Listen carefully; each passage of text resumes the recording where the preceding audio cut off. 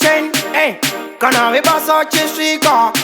wachano ende kana zviri ngoma imba kuti vanhu vakunzwewo kwete kupinda nepawindo uchisiya musiwo kumafanzi ndo sadza risina muriwo mavhepa kura kutotika vamwe vachinzwewo ndakasimba ini zvekufura njanji havandigone ini pakufura njanji ndiri mukundi rimondi tarisa mumabhendi kunyangwe muhomwe risina sendi again ndakasimba ini zvekufura njanji havandigone ini pakufura njanji ndiri mukundi rimondi tarisa mumabhendi kunyangwe muhomwe risina sendi ndohotesa ngoma uyai pano mtenge anaya mazinewe natsandinga kutsenge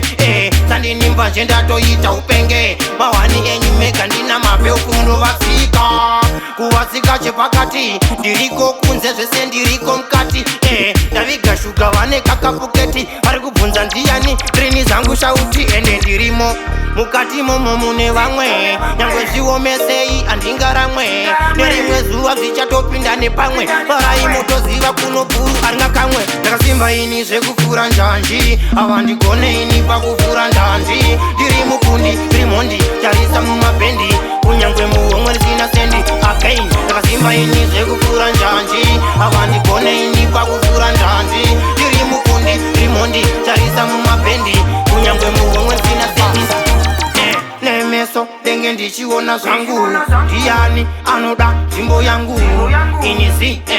zi zvangu ichita sesingaonewo kavavengi vanda kutiteya neurimbo kutoombera zvikwambo vachitoimba netembo vasingazive ndiri mambo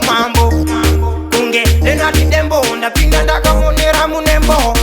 ndakasimba ini zvekufura njanji havandigone ini pakufura njanji ndiri mukundi rimondi tarisa mumabhendi kunyangwe muhomwe risina sendi again ndakasimba ini zvekufura njanji havandigone ini pakufura njanji ndiri mukundi rimondi tarisa mumabhendi kunyangwe muhomwe risina sendi